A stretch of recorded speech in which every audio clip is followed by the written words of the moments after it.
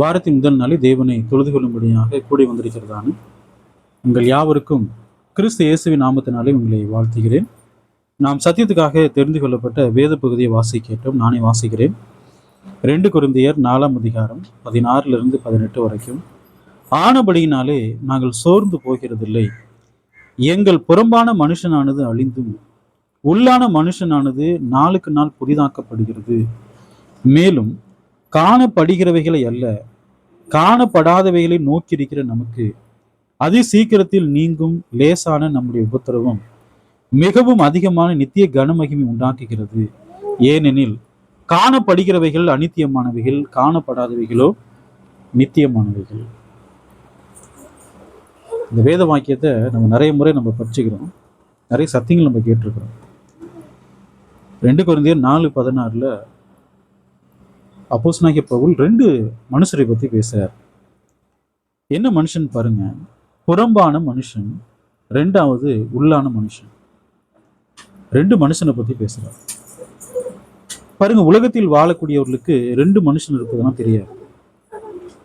2 மனுஷன் இருக்கிறது யாருக்கு தான் தெரியும் அப்படின்னு கேட்டீங்கன்னா, தேவனுடைய பிள்ளைகள், தேவனுடைய மெய்யான பிள்ளைகளுக்கு மாத்திரம்தான் 2 மனுஷன் இருக்கிறதே தெரியும். ஒன்று புறம்பான மனுஷன், இன்னொன்று உள்ளான மனுஷன். புறம்பான மனுஷன் ஆனவன் எப்படிப்பட்டவனா இருக்கிறான்? மாமிசமும் ரத்தமும் உடைய ஒரு மனுஷன் தான் புறம்பான மனுஷன். உள்ள நமக்குள்ள என்ன இருக்குன்னா, இருதயம் இருக்கும், நுரையீரல் இருக்கும், கிட்னி இருக்கும். இந்த எல்லா உறுப்புகளும் என்ன ஆகுதுன்னா இயங்குது. நரம்புகள், ரத்தம், மாமிசம் எல்லாம் சேர்ந்து தான் புறம்பான மனுஷன்.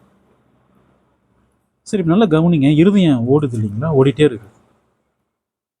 ஒரு நாள் டக்குன்னு நிற்கும் போது என்ன ஆகுறாங்க? மனுஷன் மரிச்சு போறான். அந்த இருதயம் எப்படி ஓடுது?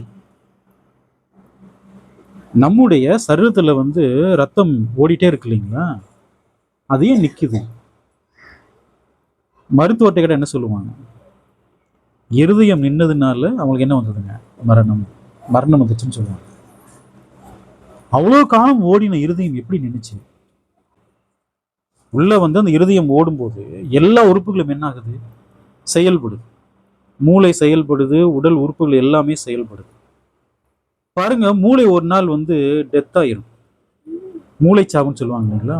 மூளை சாவடைகின்ற பொழுது சரீரம் தொடர்ந்து என்ன ஆகிட்டே இருக்குங்க? இயங்கிட்டே இருக்கும். காரணம் என்ன? இருதயம். அந்த இருதயம் ஓடிட்டு இருக்கும்போது மூளை சாவு அடைந்தாலும் அவங்க படுத்த மணிக்கு அப்படியே இருப்பாங்க. அவங்களுடைய சரீரம்லாம் கெட்டு போகுமா? கெட்டெல்லாம் போகாது. ஆனால் இருதயம் நின்ன உடனே சரீரம் என்ன ஆக ஆரம்பிக்கும்? கெட்டு போக ஆரம்பிக்கும். அந்த இருதயம் எப்படி ஓடுது? மருத்துவரால் இன்னும் ஏதாவது கண்டுபிடிக்க முடியுதா? அந்த இருதயம் எப்படி ஓடுது? உயிர் போயிடுச்சுங்கன்னு. உலகத்தாரை பொறுத்த மட்டில் சரீரத்திற்குள்ள என்ன இருக்குன்னு நினைக்கிறாங்க? உயிர். அது இருக்கிறதுனாலதான் எல்லா உறுப்புகளும் என்ன ஆகுது? செயல்படுகிறது. அப்ப அவர் மரித்து விட்டார்னு சொல்லும் பொழுது அவருடைய உயிர் என்ன ஆயிடுச்சு? போயிடுச்சுன்னு சொல்றாங்க. வேத வாக்கியத்துல ஆவி இல்லாத சரீரம் செத்ததா இருக்கிறது போல. அப்போ தேவன் நமக்கு ஒரு உண்மையை சொல்றாரு. சரீரத்திற்குள்ள என்ன இருக்குங்க? ஆவி. ஆவி இல்லைன்னா அந்த சரீரம் என்னன்னு அழைக்கப்படும்? செத்ததுன்னு அழைக்கப்படும். அந்த ஆவி இருக்கிறதுனாலதான் சரீரத்திற்குள்ளே எல்லா உறுப்புகளும் என்ன ஆகுது? செயல்படுகிறது. அந்த ஆவியை தான் தேவன் என்ன சொல்றாரு? உள்ளான மனுஷன். எல்லாத்துக்கும் தெரியும் உள்ள ஆவி இருக்கு அப்படின்னு. உலகத்தார் பெரும்பாலும் எல்லாத்துக்குமே தெரியும். நிறைய பேர் என்ன செய்யறது இல்லைங்க, அதெல்லாம் நம்புறதுலாம் இல்லை. ஆனால் ஆவி இருக்கிறது தெரியும். ஆவியில 3 பாகம் இருப்பது யாருக்கு தெரியும்? யாருக்கு தான் தெரியுங்க? மனம், இருதயம், ஆத்துமா. யாருக்கு தான் தெரியும்? நமக்கு தான் தெரியும். அப்ப உள்ளான மனுஷன், புறம்பான மனுஷன் சொல்றாரு. புறம்பான மனுஷனை பத்தி நம்ம பார்த்துட்டோம். உள்ளான மனுஷன் யாரு? மனம், இருதயம், ஆத்துமா. உள்ளான மனுஷனை பற்றி எவ்வளவு மனிதர்கள் நம்புறாங்க? நமக்கு மனம் இருக்கிறது, இருதயம் இருக்கிறது, ஆத்மா இருக்கிறது என்று சொல்லி எவ்வளவு பேர் நம்புறாங்க? சில மதங்கள்ல ஆத்மா இருக்கிறது என்ன செய்யறாங்க? நம்புறாங்க. ஆனால் நமக்குள்ளே 3 பாகம் இருக்கிறது என்பதை எத்தனை பேர் நம்புறாங்க?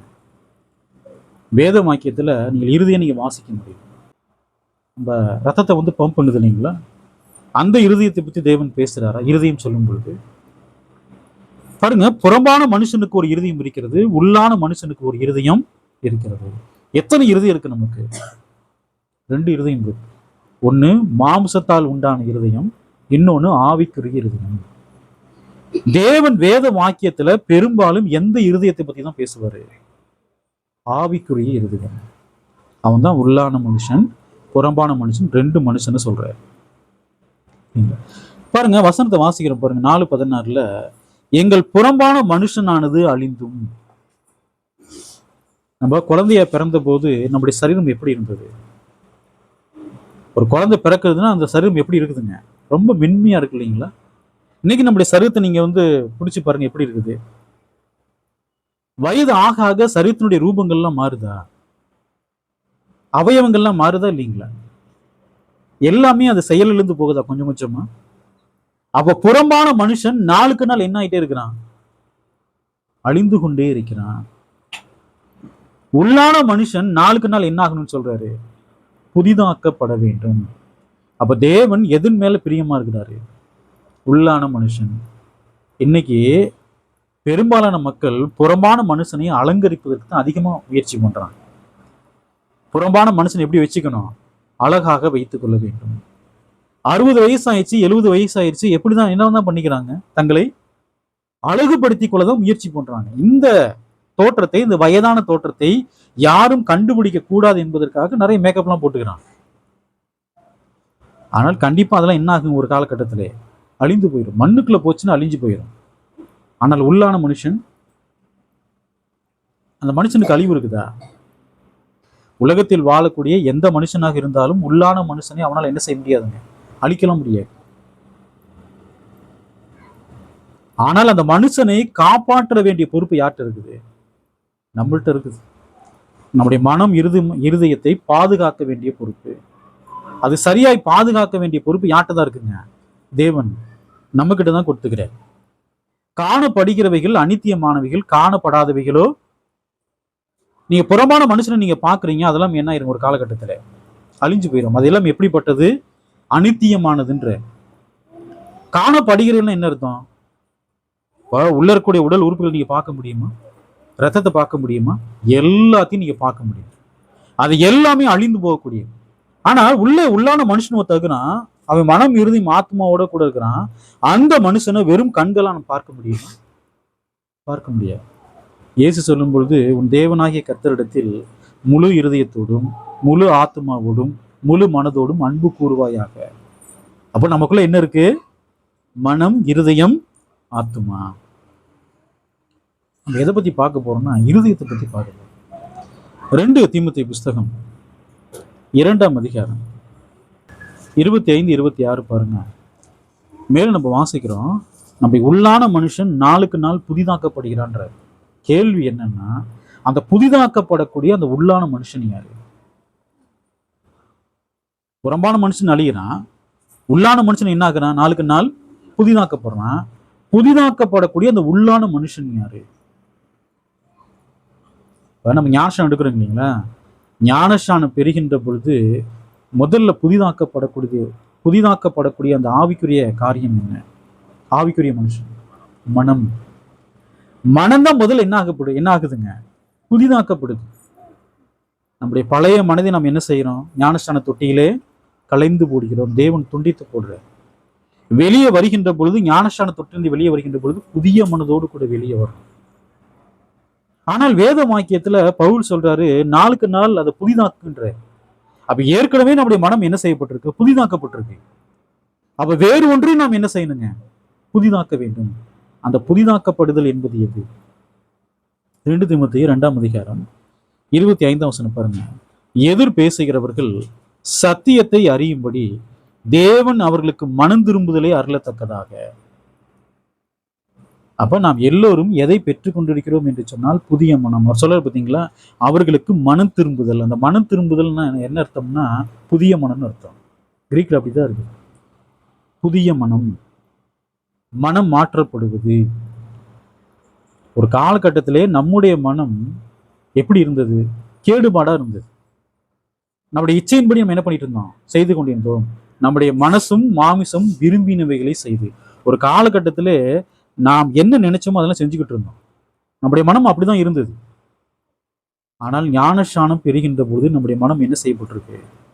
அது புதிதாக்கப்பட்டிருக்கிறது. அவர் சொல்றார் பாருங்க, பிசாசானவனுடைய இச்சையின்படி அவனால் பிடிபட்டிருக்கிற அவர்கள் மறுபடியும் மயக்கம் தெளிந்து அவன் கண்ணிக்கு நீங்கத்தக்கதாகவும் சாந்தமாய் அவர்களுக்கு உபதேசிக்க வேண்டும். எதிர் பேசுகிறவர்கள் சத்தியத்தை அறியும்படின்ற புதிய மனம் யாரிடத்தில் இல்லையோ அவங்க என்னதான் செய்வாங்க? எதிர்த்துதான் பேசுவாங்க. இப்ப கர்த்தருடைய சபையில் நிறைய சொல்றோம் இல்லைங்களா, இவங்க மாறவே மாட்டேங்கிறாங்கன்னு சொல்றோம். காரணம் என்ன? காரணம் என்னங்க? அந்த மனம் இன்னும் எப்படி என்ன செய்யப்படல? மாற்றப்படவில்லை. அவங்க பழைய மனம் உடையவங்களா இருக்கிறாங்க. பழைய மனம் உடையவங்க தான் எப்போதும் சத்தியத்துக்கு என்ன செய்வாங்க? எதிர்த்து நிற்பாங்க. நமக்கு எப்படிப்பட்ட மனம் இருக்கிறது?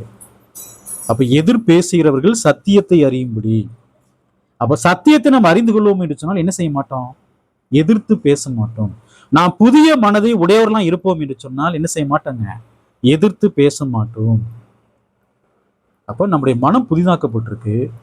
புதிதாக்கப்பட்ட அந்த மனதை கொண்டு எதை நாம் புதிதாக்க வேண்டும்? நம்முடைய இருதயம். ஞானஸ்நானம் எடுக்கும்போது அந்த இருதயம் கேடுபாடதான் இருக்கும். நம்முடைய மனம் புதிதாக்கப்பட்டிருக்கும். ஞானஸ்நான தொட்டிலிருந்து வெளியே வருகின்ற பொழுது இருதயம் அதே கேடுபாடோட தான் இருக்கும். தேவனுடைய வசனத்தை நாம் கேட்டு உணர்ந்து கொண்டு கொஞ்சம் கொஞ்சமாக அந்த இருதயத்தை என்ன செய்யணும்? நாம் ரூபிக்க வேண்டும், சரி பண்ணணும். எல்லா பொல்லாத காரியங்களும் எங்கதான் இருக்குது? இருதயத்துலதான் இருக்குது. ஞானஸ்நானம் எடுத்து வெளியே வந்த உடனே நம்ம இருதயம் படி சுத்தமா இருக்குதா? இல்ல, அது கேடுபாடாதான் இருக்கு. அதை சரி பண்ணக்கூடிய வேலை எது செய்யுது? தேவனுடைய வார்த்தைகள். சத்தியத்தை கேட்டு கேட்டு கேட்டு கேட்டு நம்ம இருதயத்தை என்ன செய்யணும்? ரூபிக்க வேண்டும். நம்முடைய மனம் ஜீவனோடு இருக்குது, நம்முடைய இருதயம் எப்படி இருக்குது? கேடுபாடா இருக்கு. நம்முடைய மனதை கொண்டு நம்முடைய இருதயத்தை நம்ம என்ன செய்யணுங்க? ரூபிக்க வேண்டும். அப்ப நமக்குள்ள ஆவிக்குறி இருதயம் ஒண்ணு இருக்கு அப்படிங்கிறத நம்ம என்ன செய்யணும்? முதல்ல விசுவாசிக்கணும். ஆவிக்குரிய மனம் ஒன்று இருக்கிறது என்பதை நாம் என்ன செய்யணும்? முதல்ல விசுவாசிக்க வேண்டும். நான் ஞானஸ்நான தொட்டியிலே நான் ஞானஸ்நானம் பெற்றுக்கொண்ட போது தேவன் எனக்கு புதிய மனதை கொடுத்திருக்கிறார் என்பதை நாம் என்ன செய்யணும்? விசுவாசிக்க வேண்டும். 2 கொரிந்தியர் 4ஆம் அதிகாரம் 16ஆம் வசனம் பாருங்க. ஆனபடியினாலே நாங்கள் சோர்ந்து போகிறது இல்லை. நல்ல கவனி. இருதயம் ஒன்று நம்மிடத்துல இருக்கும் என்று சொன்னால், ஆவிக்குரிய இருதயம் ஒன்று நம்மிடத்துல இருப்பதை நாம் ஒப்புக்கொண்டால்தான் நாம் உள்ளான மனுஷன் நம்ம என்ன ஆக முடியாதுங்க? சோர்ந்து போக முடியாது. முதல்ல நம்ம ஒத்துக்கணும். தேவன் நமக்குள்ள என்ன கொடுத்துக்கிறாரு? இருதயத்தை கொடுத்திருக்கிறார். அதை நாம் என்ன செய்ய வேண்டும் என்று சொன்னால் ஒப்புக்கொள்ள வேண்டும். ஆனபடியினாலே நாங்கள் சோர்ந்து போகிறது இல்லை. ஏன் அவங்க சோர்ந்து போகிறது இல்லை? ஏன்னா புறம்பான மனுஷன் நாளுக்கு நாள் அழிஞ்சுக்கிட்டே வரான். உள்ளான மனுஷன் நாளுக்கு நாள் என்ன செய்யப்படுறாங்க? புதிதாக்கப்படுறான். அப்ப இருதயம் புதிதாக்கப்படுகின்ற பொழுது அவங்க என்ன ஆகிறது இல்லை? சோர்ந்து போகிறது இல்லை. ஞானஸ்நானம் பெற்றுக்கொண்ட நாள் முதற்கொண்டு நம்முடைய இருதயம் அதே கேடுபாடோடு இருக்கும்னா நம்ம என்ன ஆயிடுவோம்? சோர்ந்துதான் போவோம். அப்போ உள்ளான மனுஷன் புதிதாக்கப்பட வேண்டும் என்று சொன்னால், இருதயம் புதிதாக்கப்பட வேண்டும் என்று சொன்னால் நாம் தொடர்ந்து என்ன செய்யணும்? தேவனுடைய வார்த்தைகளுக்கு கீழ்ப்படிய வேண்டும். ஆதியாகமம் 6ஆம் அதிகாரம் 5-6 பாருங்க. தேவன் மனுஷனுடைய இருதயத்தை குறித்து அவர் பேசுறாரு. என்ன சொல்றாரு பாருங்க. மனுஷனுடைய அக்கிரமம் பூமியிலே பெருகினது என்றும் அவன் இருதயத்தின் நினைவுகளின் தோற்றம் எல்லாம் நித்தமும் பொல்லாது என்றும் கர்த்தர் கண்டு தாம் பூமியிலே மனுஷனை உண்டாக்கினதற்காக கர்த்தர் மனஸ்தாபப்பட்டார். அது அவர் இருதயத்துக்கு விசனமாய் இருந்தது. மனுஷனுடைய அக்கிரமம் பூமியிலே பெருகினது என்றும். நோவாவுடைய காலகட்டத்திலே மனுஷனுடைய அக்கிரமம் பூமியில் என்ன ஆயிடுச்சுங்க? பெருகிடுச்சு. அது காரணம் என்ன? அவரே சொல்ல பாருங்க. அவன் இருதயத்தின் நினைவுகளின் தோற்றம் எல்லாம் நித்தமும் பொல்லாது. டெய்லியும் தேவன் அவன் இருதயத்தை பார்க்கிறார். நித்தமும் எப்படிதான் இருக்குதுங்க? பொல்லாத இருதயமா இருக்குது. நோவாவுடைய காலகட்டத்திலே உலகம் எப்படி இருந்ததோ அதே போலதான் இன்னைக்கு அப்படிதான் இருக்கு. தேவன் முதல் உலகத்தை ஜலப்பிரளயத்தினால் அழிச்சு போட்டார். அதுக்கு காரணம் என்ன? அவங்க இருதயம் எப்படிப்பட்ட இருதயம்? பொல்லாத இருதயம்.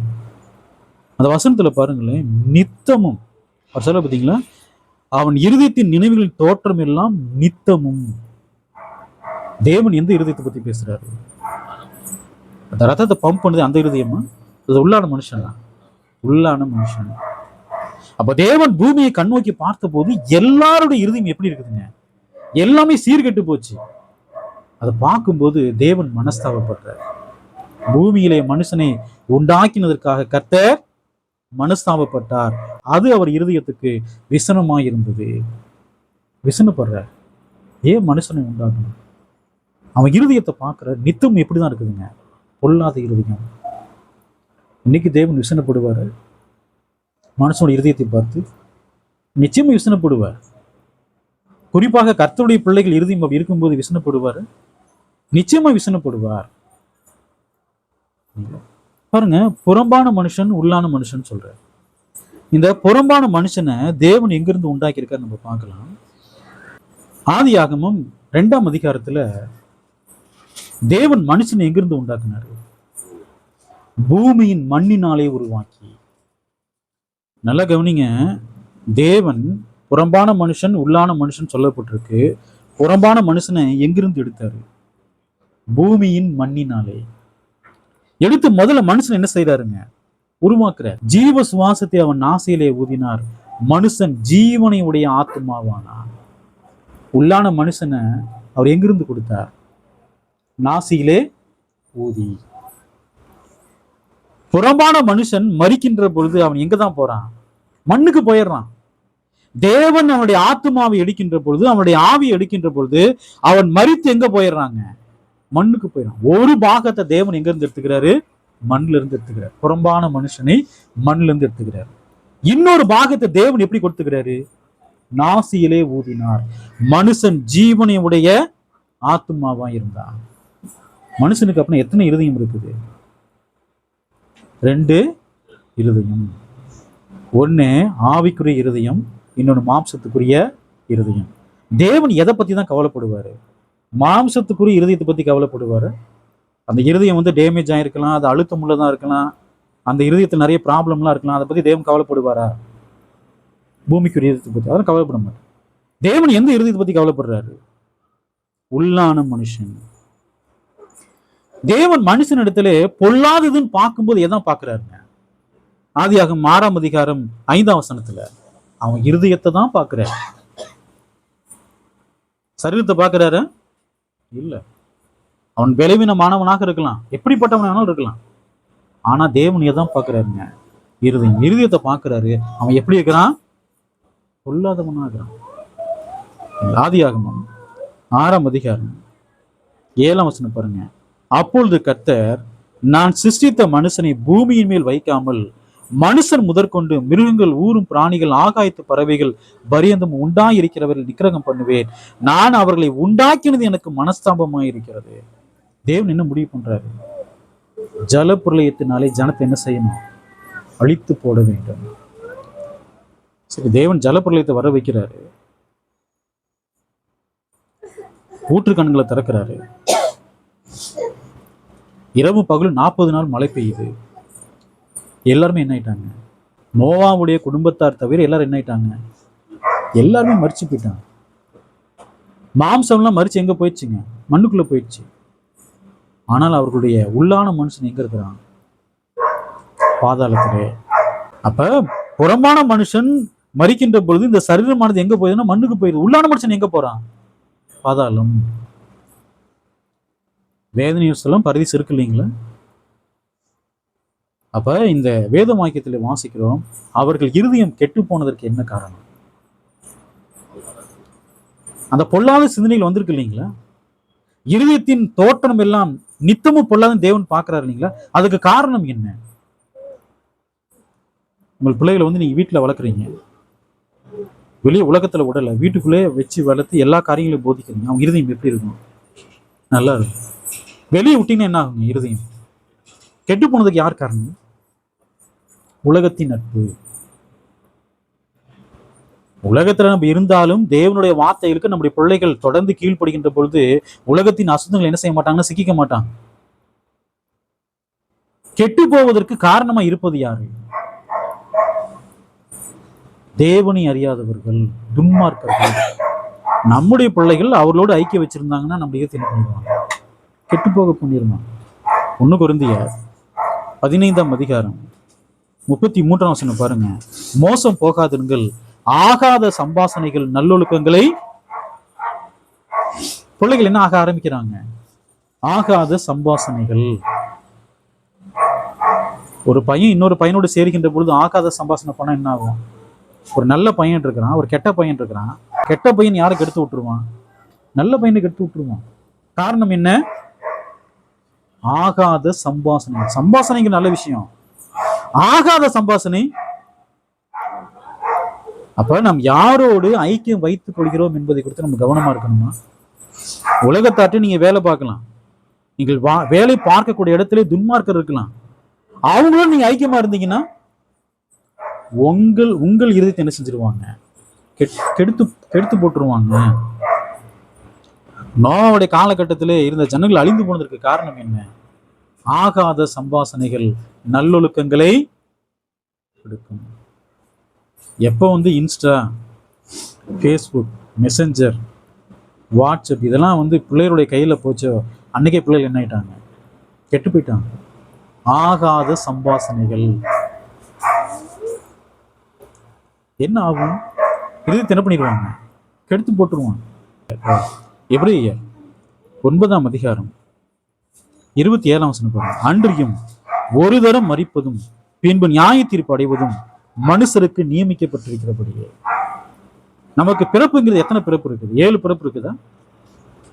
எத்தனை பிறப்பு தாங்க? ஒரே பிறப்பு தான். இந்த பூமியில பிறந்துட்டோம், ஒரு காலகட்டத்தில் நம்ம என்ன ஆக போறோங்க? மரிக்க போறோம்.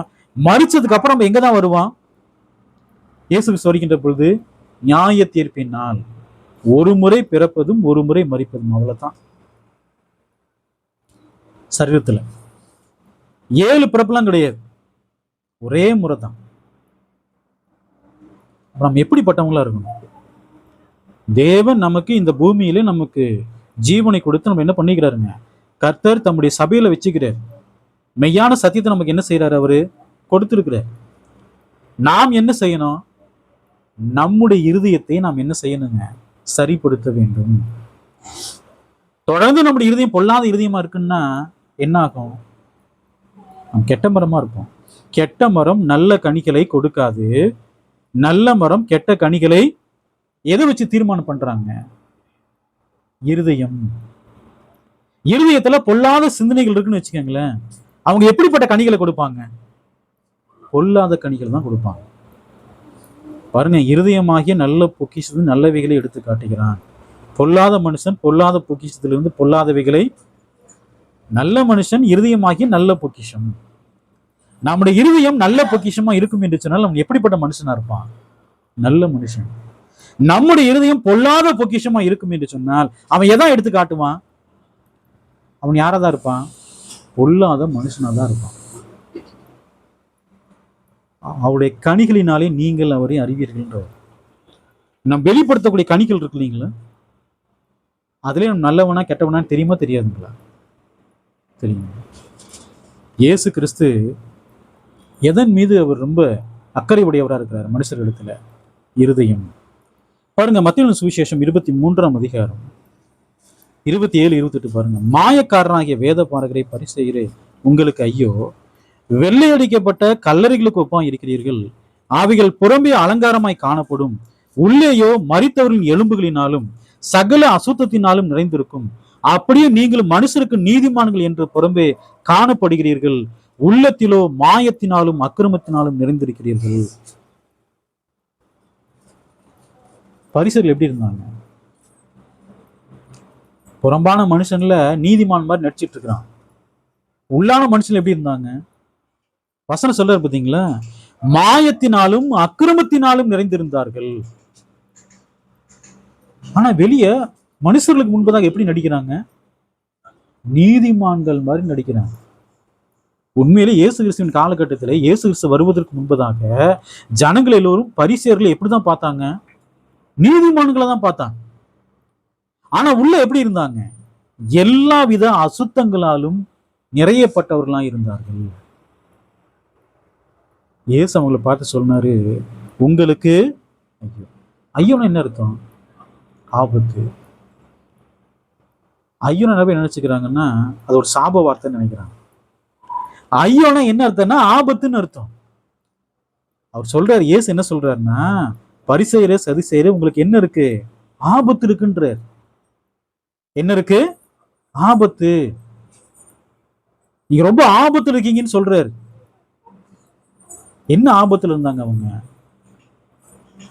இருதயம் கெட்டு போயிருங்க. பாருங்க, இயேசு கிறிஸ்து வந்து சபிக்கிறாருங்க, அவங்க ஐயோன்றாரு. இயேசு கிறிஸ்து சபிக்கல, அவங்க மேல அக்கறையா இருக்கிறார். அவங்களுக்கு ஆபத்து வரப்போகுது. பரிசேயர்கள் வந்து மறிக்கிறாங்கன்னு வச்சுக்கோங்களேன். பூமியில இருக்கும்போது இருக்கக்கூடிய ஆபத்து அவங்களுக்கு தெரியாது. ஏன்னா அவங்க நீதிமான மாதிரி நடிச்சிட்டு இருக்காங்க. திடீர்னு ஒரு நாள் என்ன ஆயிடுவாங்கன்னு செத்து போயிடுவான். செத்து போனதுக்கு அப்புறம் அவங்களுடைய உள்ளான மனுஷன் எங்க போகும்? பாதாளத்துக்கு, வேதனை உள்ள ஸ்தலத்துக்கு போகும்போதுதான் அவங்களுக்கு அப்பதான் தெரியும் நம்ம பூமியில இருக்கும்போது எப்படி இருந்துக்கிறோம், ஆபத்துல இருந்திருக்கோங்கிறது அப்பதான் தெரியும். இயேசு கிறிஸ்து அவங்களுக்கு மாத்திரம் அதை சொல்றாரு? யாருக்கும் சொல்றாருங்க? நமக்கு தான் சொல்றாரு. உங்களுக்கு என்ன? ஐயோ, உங்களுக்கு ஆபத்து இருக்கு. உங்கள் உள்ளான மனுஷன் என்ன செய்யுங்க? சரி பண்ணுங்க. நீங்கள் நீதி உள்ளவங்களா வாழணும். தேவனுக்கு பிரியமா நீங்க வாழணும். பரிசேயர்களுக்கு ஐயோ என்று சொல்லும் பொழுது தேவன் யாருக்கும் அதை சொல்றாரு? நமக்கும் என்ன பண்றாருங்க? சொல்றாரு. அப்ப இயேசு கிறிஸ்து அவங்க இருதயத்தை பார்க்கிறாரு. அந்த இருதயம் கேடுபாடா இருக்கிறது. அவங்க என்ன செய்யறாரு? எச்சரிக்கிறார். பரிசேயர்கள் வந்து தங்களை குறித்து, தங்கள் உள்ளான மனுஷனை குறித்து கவலைப்பட்டாங்களா? பரிசேயர்கள் தங்கள் உள்ளான மனுஷனை குறித்து கவலைப்பட்டாங்களா? கவலை எல்லாம் படல. மனுஷனுக்கு எப்படி நீதிமானா நடிக்கலாங்கிற மாதிரிதான் அவன் வாழ்ந்துட்டு இருந்தான். அப்படி வாழ்ந்து என்ன பிரயோஜனம்? சபையில ஒருத்தர் இருக்கிறாரு, நான் சொல்றேன் அவர் நீதிமான், நான் சொல்றேன், ரொம்ப சந்தோஷப்படுறாரு. ஏன்னா அவருடைய புறம்பான மனுஷனை நீதிமான் மாதிரி காட்டுறாரு. அவரும் தொடர்ந்து ஏமாத்திட்டே இருக்கிறாரு. திடீர்னு ஒரு நாள் அவர் மறிப்பாரு. மறித்து போனதுக்கு அப்புறம் தான் தெரியும் அவருக்கு, ஐயோ பூமியில என்ன பண்ணிட்டோம், ஒரு ஆபத்து நமக்கு இருந்திருக்குது. அந்த ஆபத்தை நாம் என்ன செய்யவில்லை? உணரவில்லை. நாம் ஆபத்தை உணர்றோமா? நம்முடைய இருதயம் எப்படி இருக்கிறது? எபிரேயர் புஸ்தகம் 12ஆம் அதிகாரம் 5ஆம் வசனம், 6ஆம் வசனம், 7ஆம் வசனத்தை பாருங்க. அவர் அன்றியும் என் மகனே, கர்த்தருடைய சிட்சையை அற்பமாக எண்ணாதே, அவரால் கடிந்து கொள்ளப்படும் போது சோர்ந்து போகாதென்ற. ஏன் கடிந்து கொள்ளப்படும் போது ஏன் சோர்ந்து போகக்கூடாது? ஏன் போகக்கூடாதுங்க? பவுல் சொல்றாரு இல்லைங்களா, நாங்க ஆனபடினாலே நாங்கள் சோர்ந்து போகிறது இல்லை என்று. தேவன் கடிந்து கொள்கின்ற பொழுது உள்ளான மனுஷன் நம்ம சுத்தப்படுத்த முடியுமா? சுத்தப்படுத்த முடியுமா? முடியாதுங்களா? நல்லா கவனிங்க. ஒரு ஒரு பிள்ளையை பார்த்து நம்ம சொல்றோம், அவருடைய செயல்பாடுகள்லாம் மூடத்தனமா இருக்கு. அந்த பிள்ளையை பார்த்து சொல்றோம், இப்படி செய்யாத, இப்படி பண்ணாத, மூடனா இருக்காது, நம்ம சொல்லிட்டே இருக்கணும். என்ன என்னை பார்த்து இப்படி சொல்றாங்க அப்படின்னு பிள்ளைகள் சோர்ந்து போயிடலாமா? அதை சரி பண்ணணுமா? அதை சரி பண்ணணும். எதுக்கு அதை சொல்றோம்? பிள்ளைகளை ஏன் கடிந்து கொள்றோம்? அவர்கள் அதை சரி செய்ய வேண்டும். அவங்க தவறு பண்றாங்க, தப்பு பண்றாங்க, அல்லது தேவனுக்கு விரோதமான காரியங்களை பண்றாங்க, தட்டி கொடுத்தா என்ன ஆகும்? அவங்களுடைய ஆத்துமாக்களை நாம என்ன செய்யறோங்க? அழித்து போடுகிறோம். என் மகனே, கர்த்தருடைய சிட்சையை அற்பமாக எண்ணாதே, அவரால் கடிந்து கொள்ளப்படும் போது அப்போ சோர்ந்து போறானா, அவன் உள்ளான மனுஷன் என்னாகல? வளர்ச்சி அடையவில்லை. கடிந்து கொள்ளப்படும் போது தொடர்ந்து நாம் என்ன ஆகணும்? உற்சாகமா இருக்கணும். நீதிமான் என்னை தயவாய் குட்டி கடிந்து கொள்ளட்டும், அது என் தலைக்கு எப்படி இருக்குன்றாங்க தாவீது, எண்ணெயை போல் இருக்கின்ற. தொடர்ந்து நாம் என்ன செய்யப்படணும்? குட்டப்பட வேண்டும். அப்பதான் நம்ம என்ன ஆக முடியும்? நம்ம இருதயத்தை சரி பண்ண முடியும். கர்த்தருடைய சபையிலே தேவனுடைய பிள்ளைகள் வந்து பிரசங்கம் பண்றாங்க, சகோதரர் வந்து பிரசங்கம் பண்றாங்க. எதுக்கு பண்றாங்க? குற்றம் சாட்ட வேண்டும் என்பது நம்முடைய நோக்கமா? நோக்கம் என்ன? நம்முடைய இருதயத்தை நம்ம என்ன பண்ணணுங்க? சரி பண்ணணும். இந்த பிரசங்கம் இன்னைக்கு எனக்கு தான் சொல்லிக்கிறாரு அப்படின்னு சொல்லாம, அது உங்களுக்குரியது, எனக்குரியது. நான் போதிக்கிறேன், நானும் அப்படி நடக்கணும். நான் இவருக்கு தான் நான் சொன்னேன், அவருக்கு தான் சொன்னேன் அப்படிலாம் கிடையாது. தேவனுடைய வார்த்தைகள் பிரசங்கம் செய்யப்படுகின்ற பொழுது, தேவனுடைய வார்த்தைகள் போதிக்கப்படுகின்ற பொழுது, இந்த வார்த்தை எனக்குரியது. தேவன் எனக்கு என்ன கொடுத்துக்கிறாருங்க? இந்த சத்தியத்தை கொடுத்துருக்கிறாரு.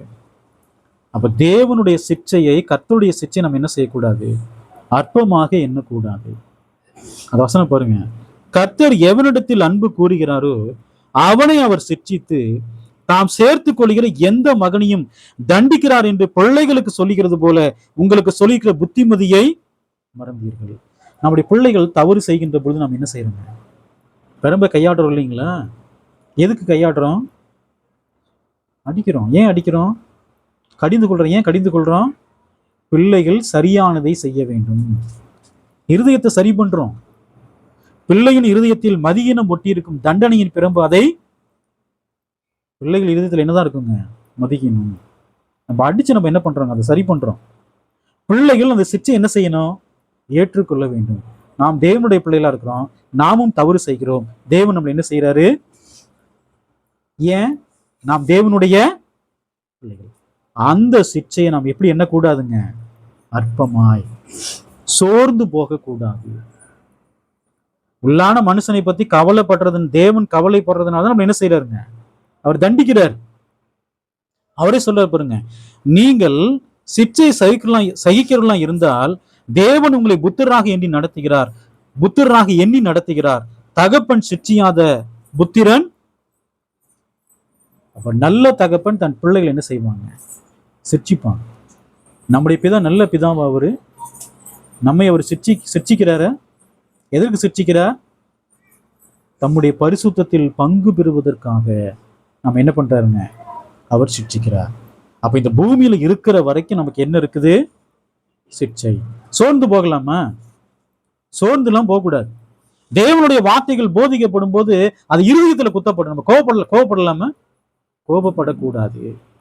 அப்போஸ் 2ஆம் அதிகாரத்துல தேவனுடைய வார்த்தைகள் அவங்க இருதயத்துல போய் குத்துது. அவங்க கேட்டாங்க, சகோதரி, நாங்கள் ரட்சிப்புக்கு ஏதுவான மனம் திரும்புதல் அந்த வார்த்தை உண்டாக்குச்சு. அப்போஸ்தலர் 7ஆம் அதிகாரத்துல ஸ்தேவான் பிரசங்கம் பண்றாரு. அந்த தேவனுடைய வார்த்தை அவங்களுக்கு என்ன பண்ணுச்சு? பல்ல கடிச்சாங்க, எரிச்சலை ஏற்படுத்துச்சு. ஸ்தேவான் என்ன பண்ணாங்க? அக்கிரமத்தை கூட்டிக்கிட்டாங்களா? ஸ்தேவானை கொன்று அக்கிரமத்தை கூட்டி கொண்டார்கள். தேவனுடைய வார்த்தைகளை கேட்கின்ற பொழுது, கடிந்து கொள்ளப்படும் பொழுது அந்த சிற்சையை நாம் என்ன செய்ய வேண்டும்? ஏற்றுக்கொள்ள வேண்டும். 2 கொரிந்தியர் 4ஆம் அதிகாரம் 16ஆம் வசனம் பாருங்க. ஆனபடியினாலே நாங்கள் சோர்ந்து போகிறதில்லை. எங்கள் புறம்பான மனுஷனானது அழிந்தும் உள்ளான மனுஷனானது நாளுக்கு நாள் புதிதாக்கப்படுகிறது. அப்ப தொடர்ந்து நாம் என்ன செய்யப்படணும்? சிட்சிக்கப்படணும். சிட்சிக்கப்படுகின்ற பொழுது நாம் என்ன ஆகக்கூடாது? சோர்ந்து போகக்கூடாது. பவுல் சோர்ந்து போனாரா? பாருங்க, அவருக்கு வந்த உபத்திரவங்களை குறித்து அவர் சொல்லும் போது, மிகவும் லேசான இந்த உபத்திரவம் அதி சீக்கிரத்தில் நீங்க போயிருன்றாரு. அப்ப அவ்வளவு சிச்சைகளை தேவன் யார் கொடுத்துகிறாரு? பவுல் கொடுத்துகிறார். முதல் நூற்றாண்டு கிறிஸ்தவர்களுக்கு கொடுத்துகிறார். அவர்கள் எல்லாவற்றையும் அவர்கள் சகித்துக் கொண்டார்களா? சோர்ந்து போகலாமா? இல்லைங்களா? பாருங்க, நாம் செய்யக்கூடிய தவறுகளை ஒருத்தர் உற்சாகப்படுத்திட்டே இருக்கிறாருன்னு வச்சுக்கோங்களேன், என்ன ஆகும்? உங்கள் பிள்ளைகள் தவறு செய்யறாங்க, தட்டி கொடுக்குறீங்க, என்ன ஆகும்? அவங்க ஆத்மாவை நீங்க என்ன செய்றீங்க? அழிச்சு போடுறீங்க.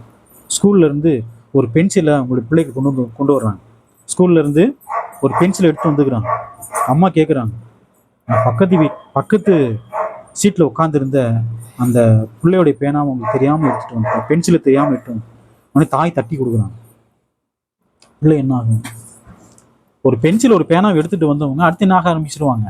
தாய் வந்து உற்சாகப்படுத்தும் போது, தகப்பன் உற்சாகப்படுத்தும் போது, இந்த மாதிரி இந்த ஸ்கூலுக்கு போகும்போதெல்லாம் எது திருட முடியுமோ எல்லாத்தையும் திருடிட்டு வான்னு சொல்றாங்க. என்ன ஆகும்? அந்த பிள்ளைகளுடைய ஆத்துமாவை நாம என்ன செய்யறோங்க? அழித்து போடுகிறோம்.